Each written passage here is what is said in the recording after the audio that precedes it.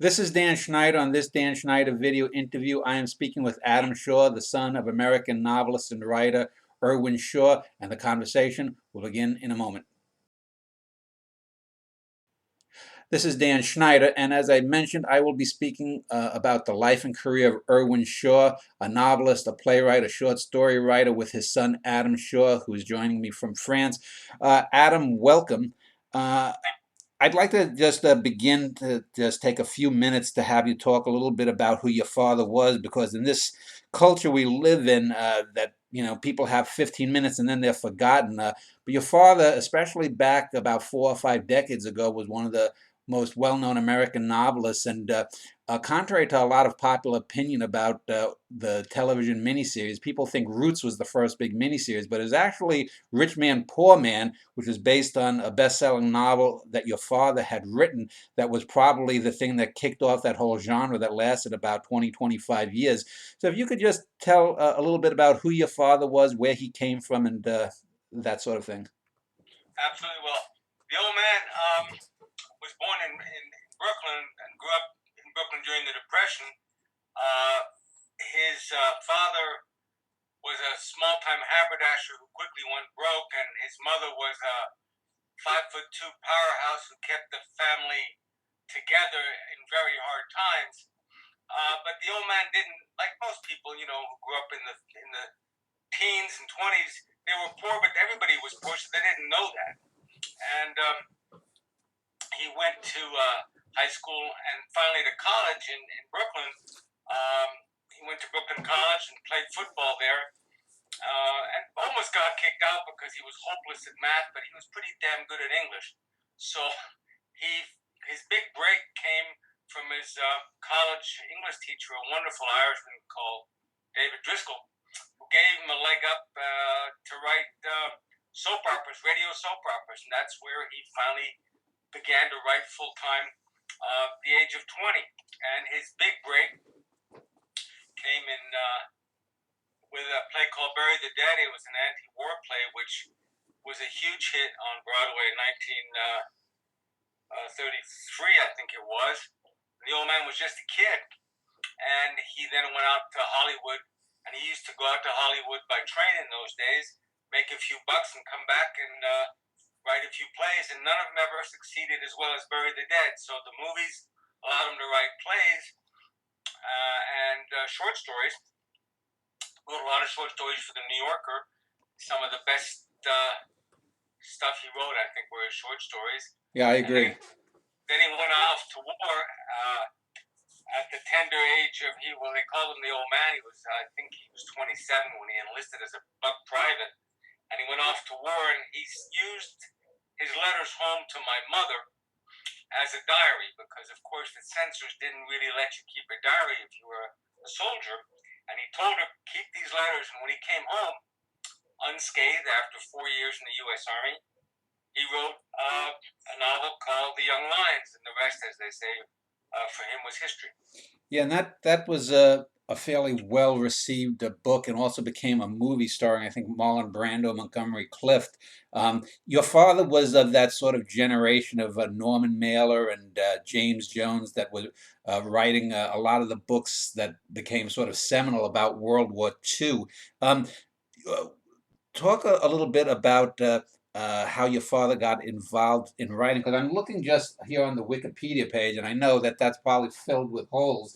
But was your father involved in like any of the Roosevelt alphabet organizations for writers, like the WPA? No, he was lucky enough. He got a job writing for the Gumps and Dick Tracy, Yeah. so he didn't have to get a handout with the WPA. But he, like a lot of people in the 30s, he was very political, and in New York in those days, he hung around with the group theater, and in fact, years later, when I was approached by an alphabet agency that we all know to maybe work for them, and then they seemed very keen. I was a journalist at the time, and nothing happened. And years later, I had a buddy who rose pretty high in that organization, and I said, could you find out why I never got anywhere? I never got a call back. He said, yeah, your father was a communist. I said, you got to be kidding. And my father was labeled as a communist because he gave $50 to the Spanish Republican cause in 1935. Was your So, so he wasn't. He was blacklisted in Hollywood, by the way. Yeah, I was going to Which is ask one that. of the reasons he moved to Europe. But I'm jumping ahead of myself here. The years that were really critical for him were those years in Brooklyn and New York in the 30s and 40s, and then in Hollywood, as they were for Jimmy Jones and Bill Saroyan and Steinbeck and all his contemporaries and Kurt Vonnegut, all of these people who were his friends. To get back to the short stories, he won the O. Henry Award. I don't know how many years running for short stories, and that was really maybe his instrument. He had a terrific ear for dialogue, and he had an uncanny sense of timing. So he could tell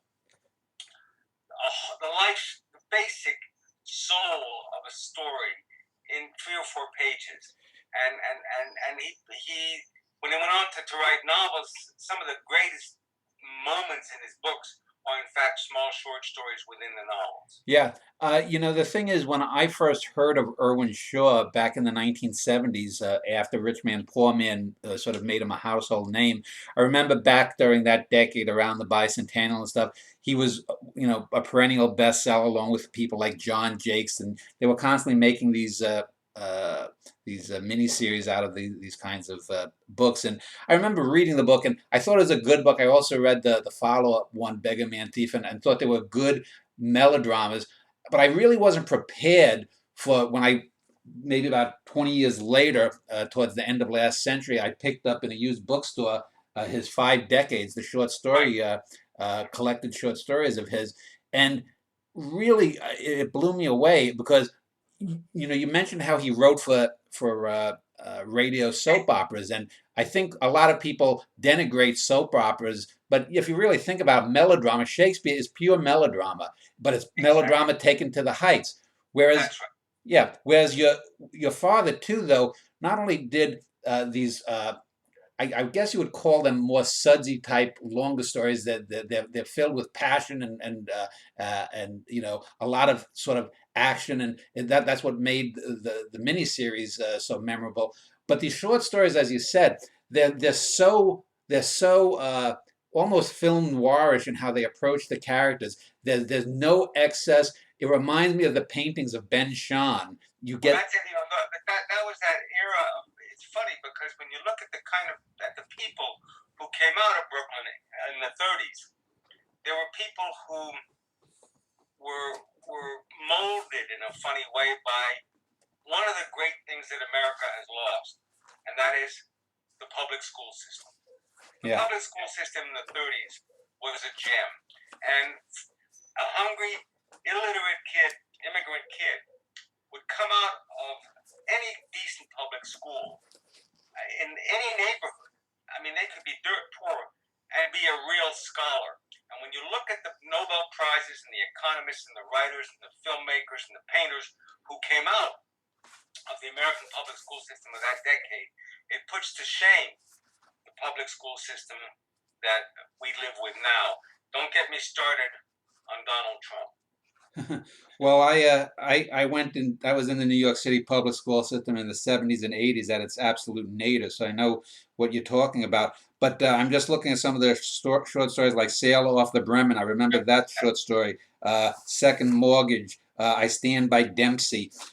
There's so many of these short stories that I think your father was really a seminal figure in the short stories genre, because before the 30s came along, short stories were sort of in the O. Henry vein, and that's not so to say that O. Henry was a bad short story writer, but there was a certain kind of formula, and then a little bit later you got sort of the New Yorker formula, whereas your father was dealing with usually working class people who were in some form of extremis in their life. Something had gone wrong. Maybe their mortgage was due. They might have been turned out on the street. They might have had some kind of medical problem or whatnot. And that kind of writing you just don't see today. And you talk about the New York City public school system. My bet noir is the current MFA writing programs where they just have. Yeah, you're right. But the thing that was great, and people were not afraid to want to be American, and yet one of the things that really marked the old man, I remember, was that, I mean, our real name was Shamfroff. It's not Shaw. And Yeah. The idea in those days, long before Roots and long before going back to one's origins, everybody had worked so hard to get to America. It was such an achievement to be there that the last thing people wanted to do was to denigrate America. Yet people's roots transcended their learning of English, and what the old man had in him was the old wonderful Jewish rhythm of telling a story and the sense of humor. You read Bernard Malamud, you read a lot of, there was a little kind of wryness underlying everything, was very much part of his character. Let me ask you, because I will link to the website that you have, irwinshaw.org, which is, I guess, run by you, and it has a number of sub pages there. And in looking, it gives a good overview of your father's life. And I want to talk a little bit about your father before we get into some of the later works. It looks like your father was an excellent athlete too. Well, he loves sports, and he discovered he was a really good ball player, good baseball player, Yeah. and he discovered early on that he had a boundless amount of energy, and if he didn't run it off playing handball or football or later tennis or something, it bottled him up. So he needed before he'd sit down to what he'd call his 10-finger exercises, he needed to get a lot of energy out of the system to be able to smell out a little bit. Yeah. I'm also looking at another page. You mentioned that your father was Jewish too. You have a page there about Israel, and it says Irwin discovered Palestine during World War II, and he was a correspondent in Tel Aviv. And what was your father's views politically when it came to Israel? Because I know back then you had a lot of things like Exodus, Leon Uris's book, and Right. that kind of thing. Was your father politically active in the 1950s in terms of support for Israel, or what? But he was a big supporter of Israel, but he was never a Zionist. Yeah. And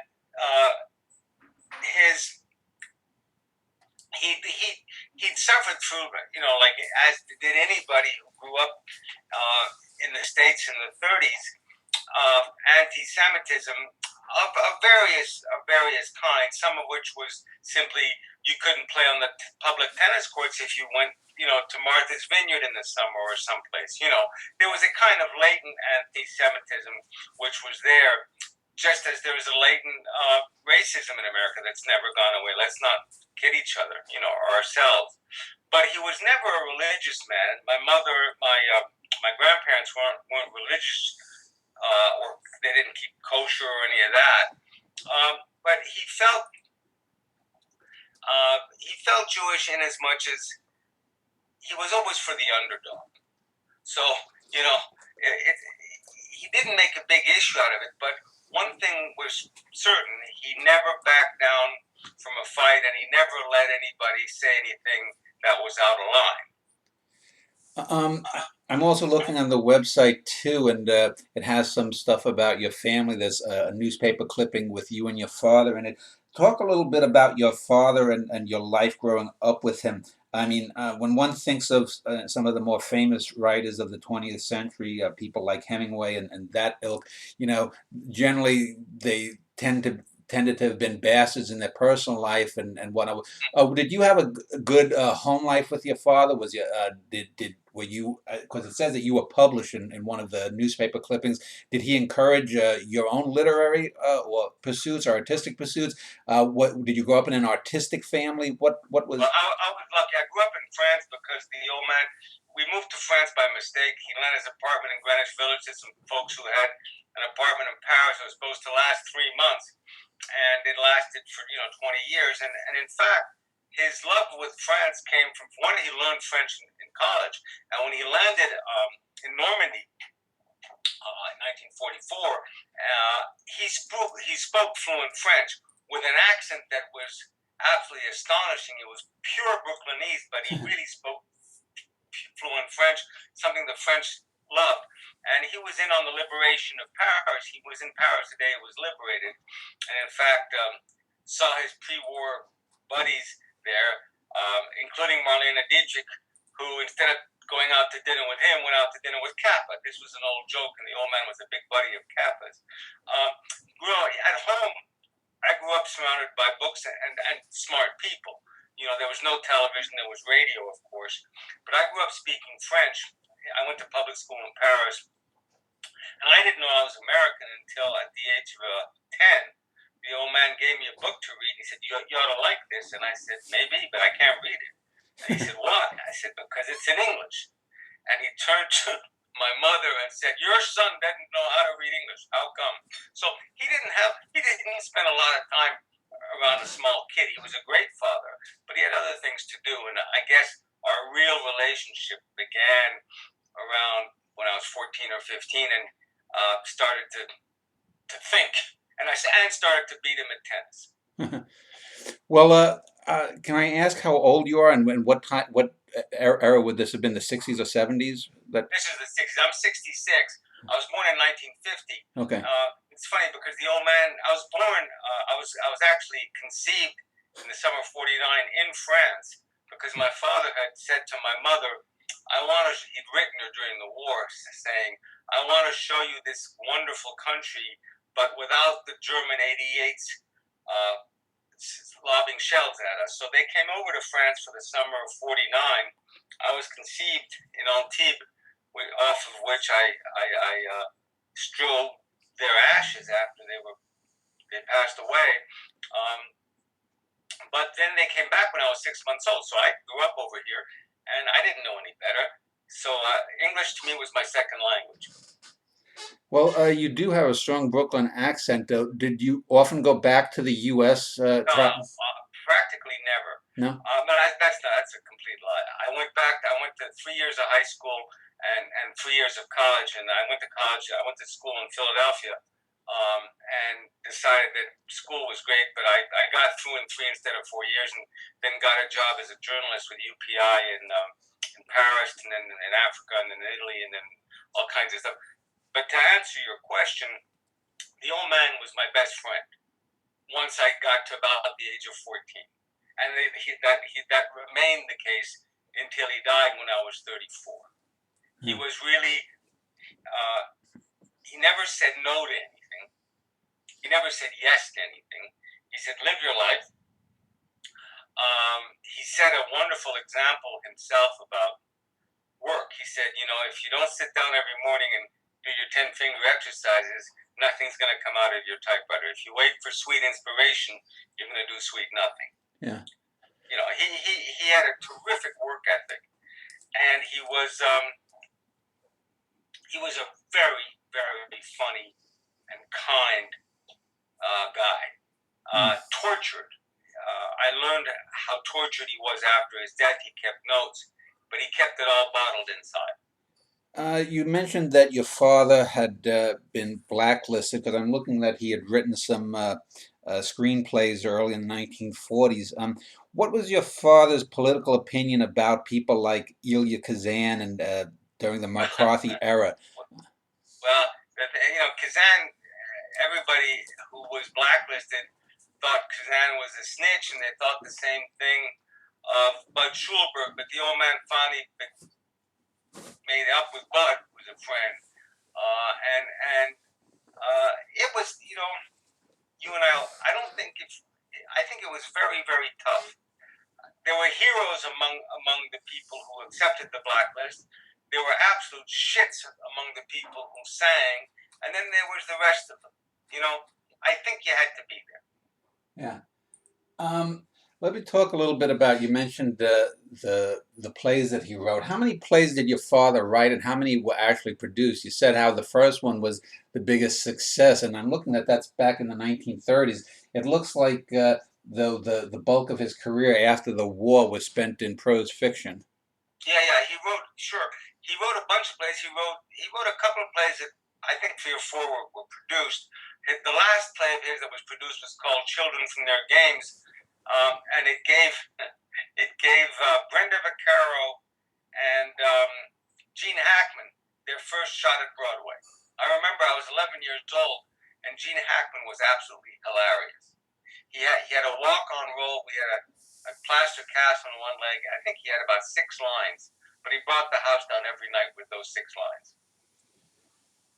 Uh, I want to talk then about, you said about his first novel, The Young Lions, and so that I'm looking here. That was published in '48, Right. and the film came out 2 or 3 years later. So, did your father write the screenplay? And No, what he hated the movie. he He did? absolutely hated it um, because they gummed up the end. They Hollywoodized the end. Um, he thought Brando was a terrific actor, and he thought Montgomery Clift was a great actor, which he was. But he hated the movie because he worked so hard in that book, and the book had so much to say about human nature. And it was, in fact, if you read the book now, it's eerily prescient about the state of the world and what the world has become. And he thought the movie just, glossed over that. But I've seen it 3 or 4 times. It's actually not it's a pretty good movie. But it's very tough if you write a book that you poured your soul into, in which to have somebody else take shortcuts. It's like somebody describing somebody you loved by describing, one conversation. Yeah. Um, between the first novel and then Rich Man Poor Man, I see there's a handful of other novels.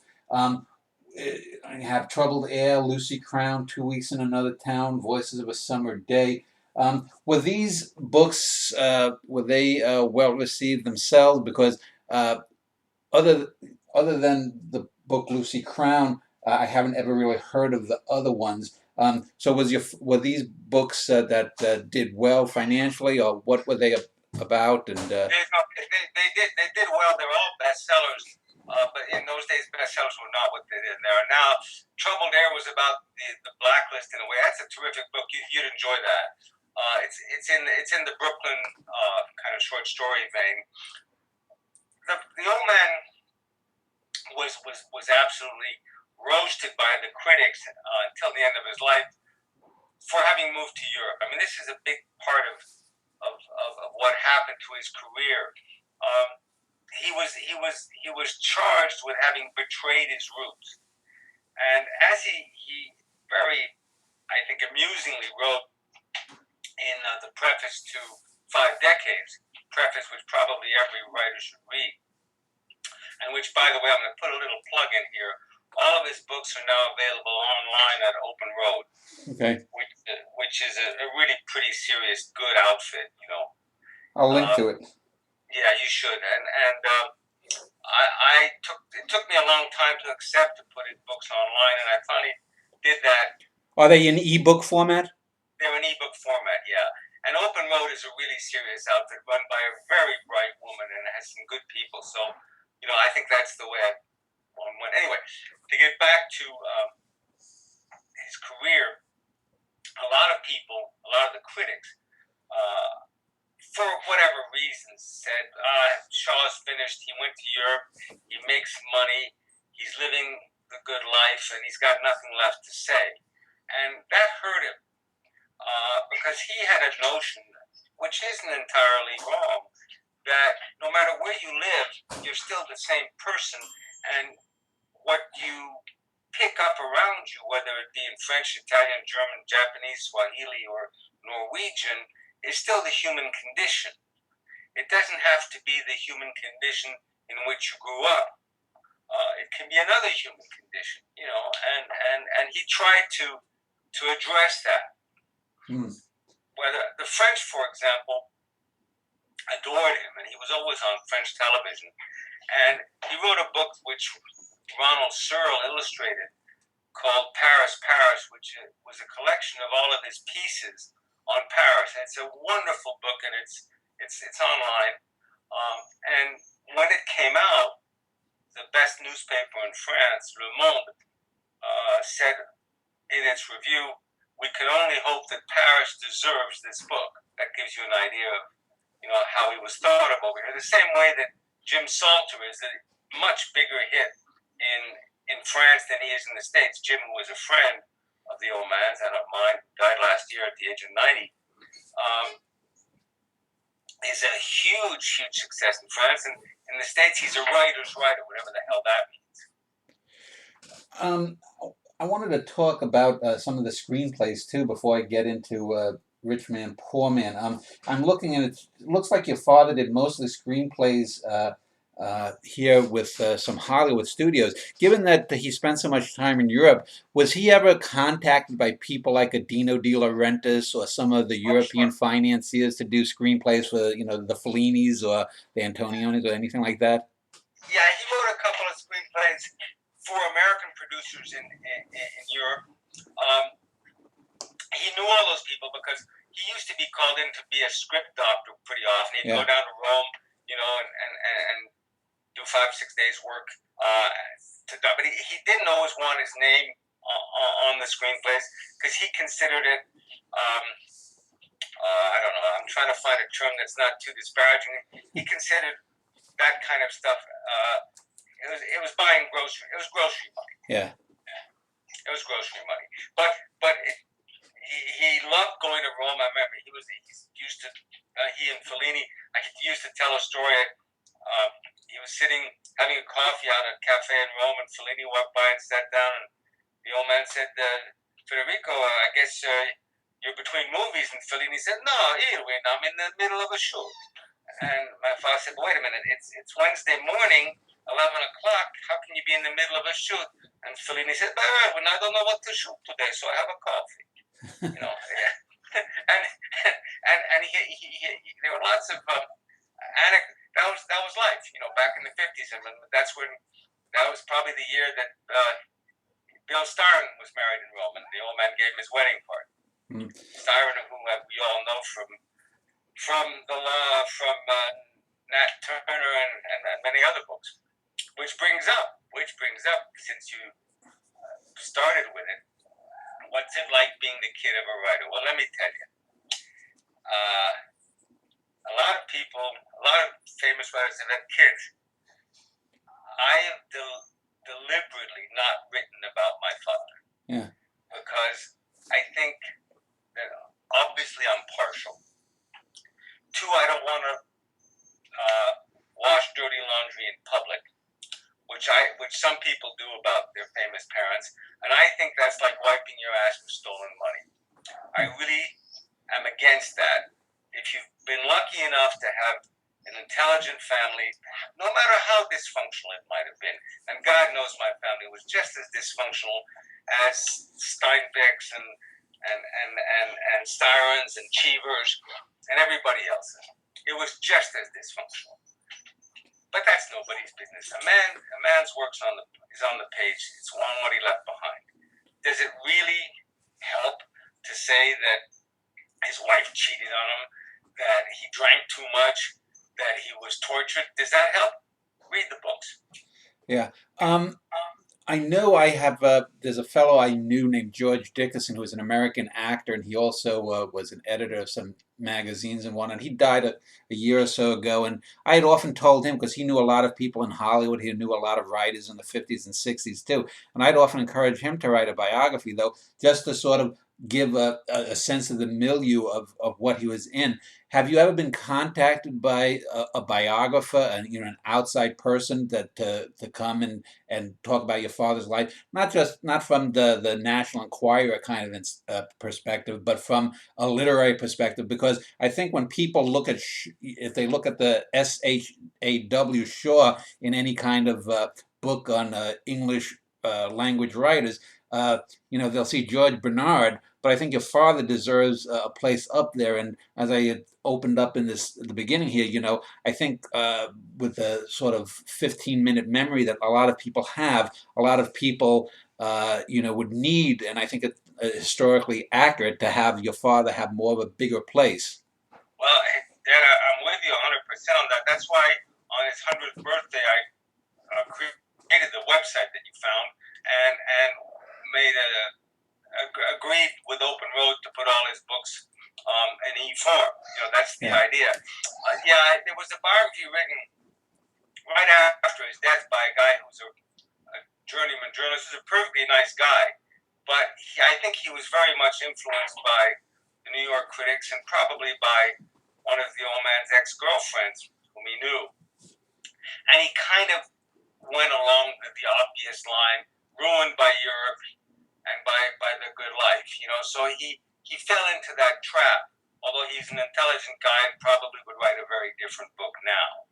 Well, let me just ask you, you use that sort of phrase, or the idea that people or critics have said that your father was ruined by Europe. What do they really mean by that? Because when I think of like Rich Man, Poor Man, and that was a big book right around the same time as The Godfather. But I mean, it's a much better book. I mean, you can't. I mean, a lot of people think The Godfather because the movie is so Shakespearean. The Godfather is basically a hackwork book. I mean, but Mario was the first to admit that. Yeah. You're right. Puzo couldn't shine your father's shoes as a writer. Well, I love hearing that. But that be that as it may, the old man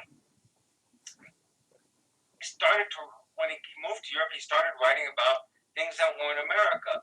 And the critics, many of them, I'm reluctant to use this word, but I'm going to use it because it's obviously the one that needs to be used, is envy. Yeah. Here's a guy who came from the same background as they did, who even tougher background, and who made it.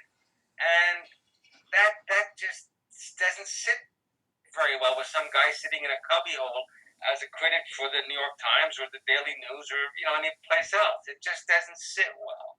And that's human nature. The bestseller lists were what they were. The good reviews were there, and the public. He had an enormous fan club, and he answered every letter he got. And I've read a lot of those letters, and they were incredibly moving.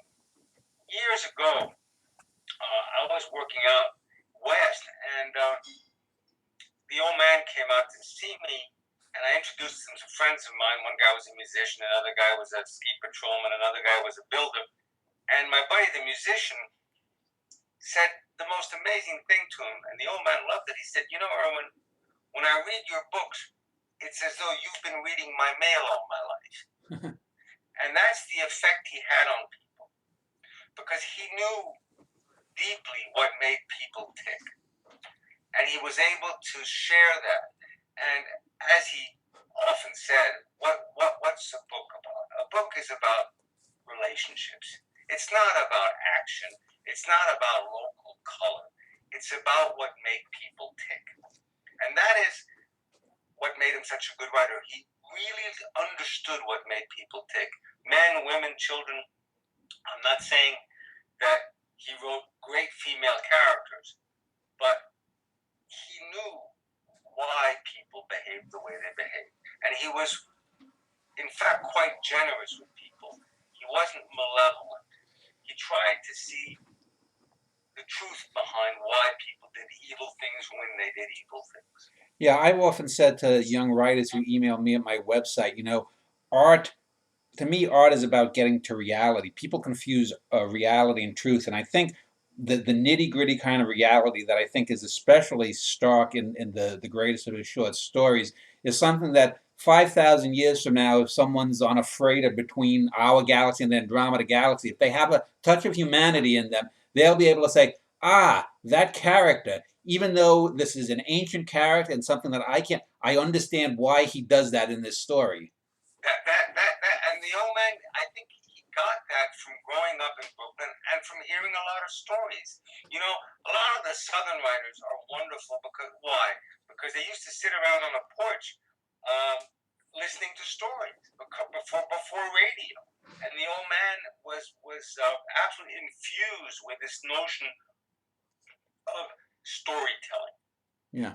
Well, I'll tell you personally, I've never been a big fan of the Southern grotesque writers because, and I think that a lot of the writers, and maybe it's because I'm from New York City, but I think I have the ability to get beyond my own biases. Is that you don't get in a lot of the short stories with that your father, the 20 or 30 best short stories that I think his reputation as a short story writer rests upon.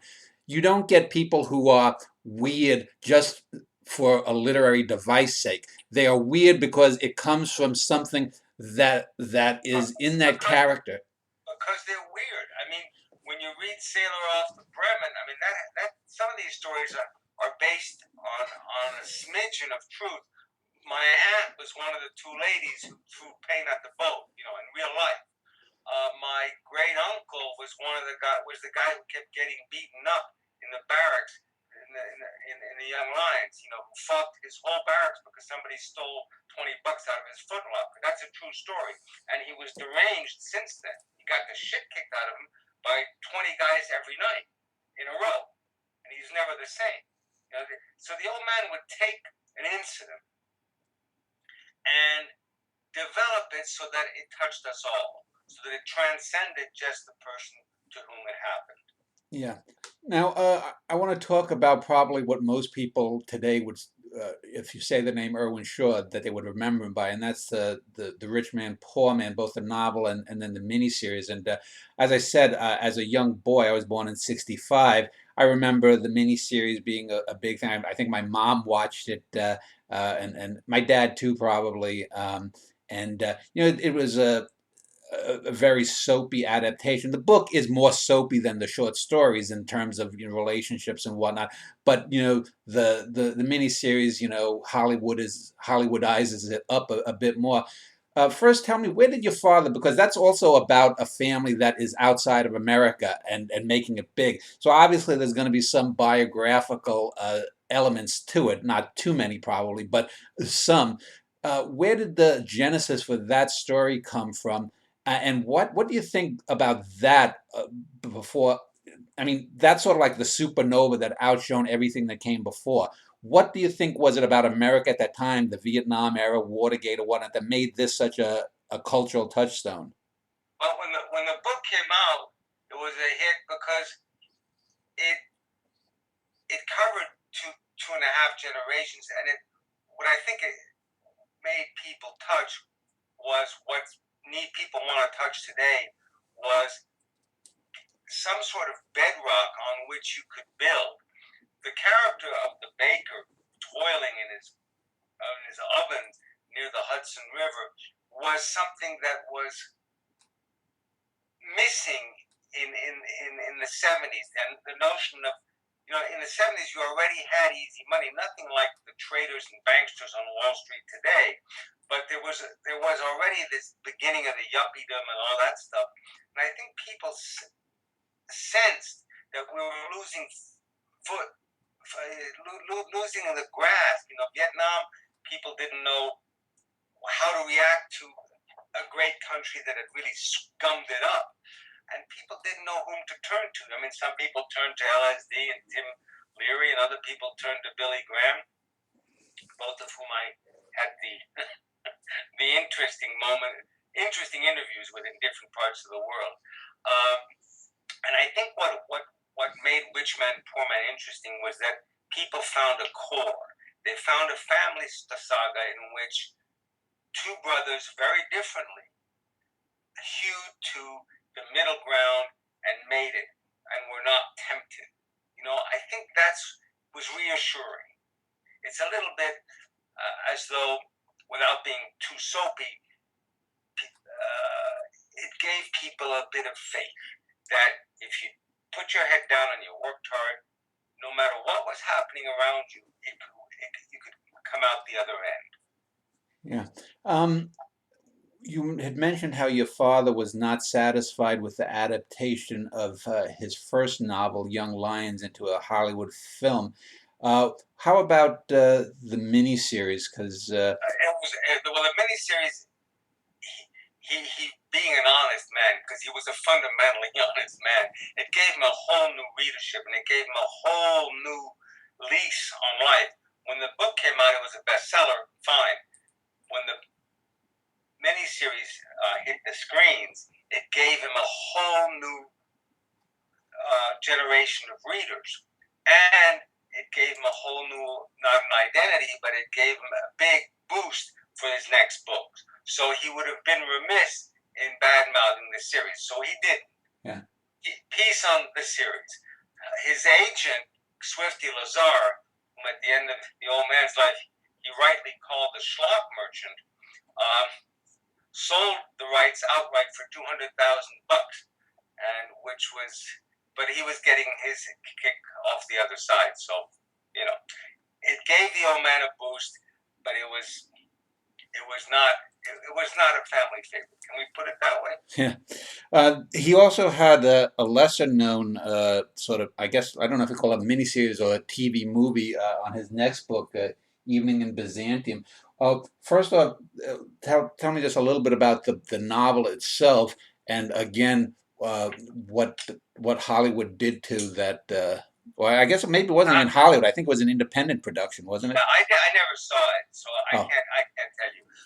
Evening in Byzantium, he loved the south of France, but he used the book was the Evening in Byzantium is an allegory, obviously, based and it's an allegory on what the world is going through now. Although he wrote it back in the 70s, it's the end of an era, and we've lost hold, we've lost foot, and we're adrift, and he forecast all that, and what's happening today is he knew. Regarding the writing of some of the later books, you had mentioned that your father didn't like some of the adaptations. Did your father, by this time, your father would have been, I guess, in his 60s or 70s, or pushing 70 when he wrote these books. Did your father sort of, did he have more of a, did he consider himself more of a novelist or a short story writer or a playwright? A lot of times artists will get fame in one area, but they consider themselves something else. Did your father sort of almost kind of resent that maybe he would have wished more attention to the plays or the short stories, and then he gets the fame because of these later books, which I think are well written, but like I said, they're definitely lean a bit more towards melodrama than the short stories do. That's a very fair question. He would have answered with a nice twist. He'd have said, "A writer's a writer." I'm sure he would have said that to you. And he said he moved along. He started off with the short stories, and then he figured he developed it. He loved writing for the theater, but he wasn't successful at it. He had one hit. I think his great true love was the theater. Yeah. But he was not the kind of man who would have said he was not going to spit on success. He was glad to have it. And as he said, he wrote 11 novels and hundreds of short stories, and those remain. People can pick and choose. It's like you go to a flower shop. One day you want to buy daisies. Another day you want to buy a plant. If you like a writer, there's enough among his short stories and his 11 novels to really get the kind of Irwin Shaw you want for that day, or that meal, or that month. Now, your father died in 1984. The last few novels that he wrote, I know Beggar Man Thief was the obvious Hollywood was going to obviously make a sequel to that, since that was a sequel to Rich Man, Poor Man.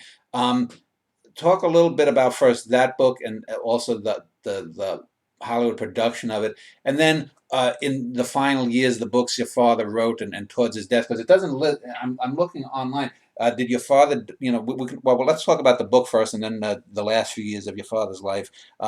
Beggar Man Thief, I know that was also sort of, de rigueur to have a sequel miniseries or whatnot. Did your father originally write the book or the two books as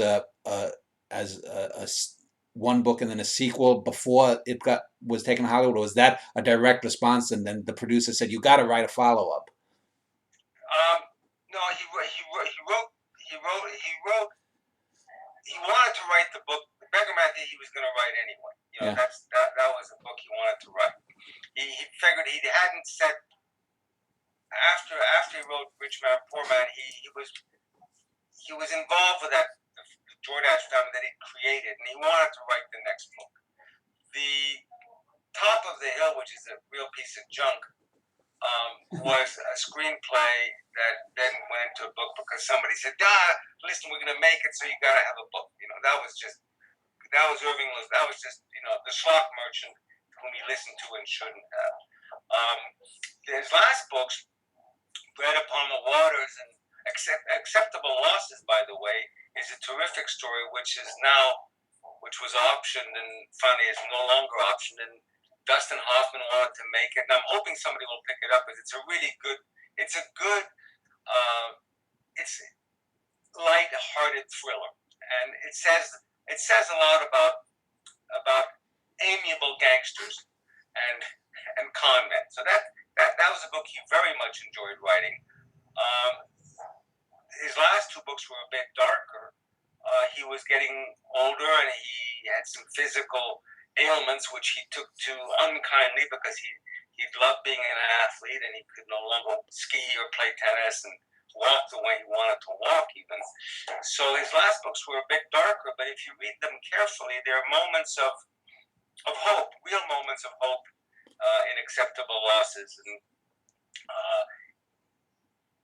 those were not Hollywood at all. He was tired. He maybe didn't have the energy to infuse them with the kind of imagination he had earlier, but they were not Hollywood books. Before we talk about your father's last years, let me just ask you if your father had to define himself and pick sort of a writer whose career he sort of emulated or who had or maybe a philosopher whose disposition most suited him, where would you sort of peg your father in terms of his outlook on both art and life in general? Well, he used to the people he reread all the time and loved to read will answer that question.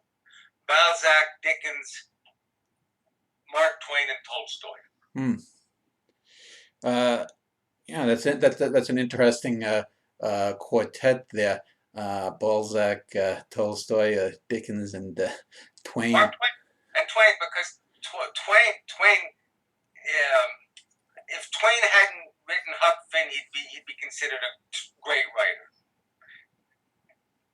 I mean, when you read Twain's letters and you read all his other stuff, he was a genius. Yeah.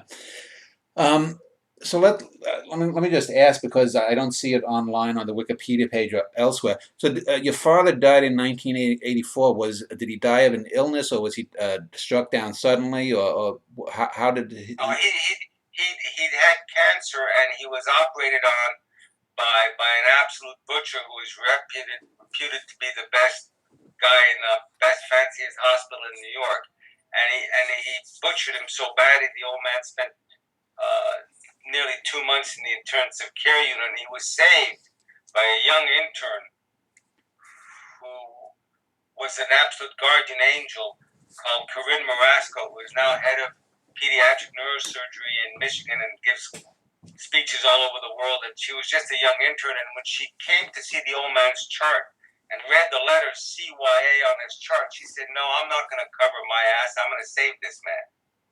And she did, single-handedly. So, but he came out of this diminished and pissed off. And he wrote 2 books after that, but he was diminished and very pissed off. So it's been over 30 years now since your father died. I was talking about the short cultural memory that we have, especially in America. Well, let me just ask, is it any different in Europe? Are your father's books still in print in Europe? No, they're not in print they're in print. It's funny you should mention they're in print in Russia, but they don't pay royalties. They're in print. He has a big following in Eastern Europe because he touches something in the Poles and the Czechs and the Hungarians and the Baltics and the Balts and the Latvians he touches something in them. There's some honesty in his way of writing. There's a profound vein of understanding and humanity that touched them. So they reprint them all the time, which is terrific. Yeah, one of the reasons I wanted to do this show too was because I'd written a review of Your Father's 5 Decades about a decade ago when I first came upon the book, or maybe a year or two later, and I don't think there's any real discussion of it. So hopefully, maybe someone may see this on YouTube or some other channel or whatnot. What would you hope to happen in the next 5 or 10 years? You had mentioned how Dustin Hoffman had optioned one of his later books. Do you still send out some of the books, or even some of the early works, or do you hope maybe to get one of his plays on Broadway or something? Bury the Dead is produced around the world 15 times a year, every year. Yeah. It was recently produced in Milan as a musical, and it was very well done. And I give permission, and I ask for absolutely nothing, when these people do it. My hope for The Old Man is that, like a lot of writers, and thanks to people like you, and thanks to the net, and thanks to Open Road, who publish ebooks, he will be discovered, and people are smart. People will go through what he's written and pick and choose, and if they like the short stories, they'll read the short stories. If they don't like the novels, that's fine. They will get what they need to get out of what he's written, and I'm sure he will endure. Cemeteries are full of people who were famous during their lifetime and disappeared immediately afterwards. The Old Man stuff will endure. There are ups and downs. That's the way it goes. Yeah, I always talk to young artists. I talk about the sort of ever-opening cone of greatness. That, I mean, if you look at someone like Kafka, I mean, he was a peon, died basically in obscurity, but he wrote 3 or 4 seminal works, and slowly but surely, every generation gets to know more and more of it. Let me just end this segment of the interview here, and when we get back, we'll wrap it up, and I'll give you final closing statements.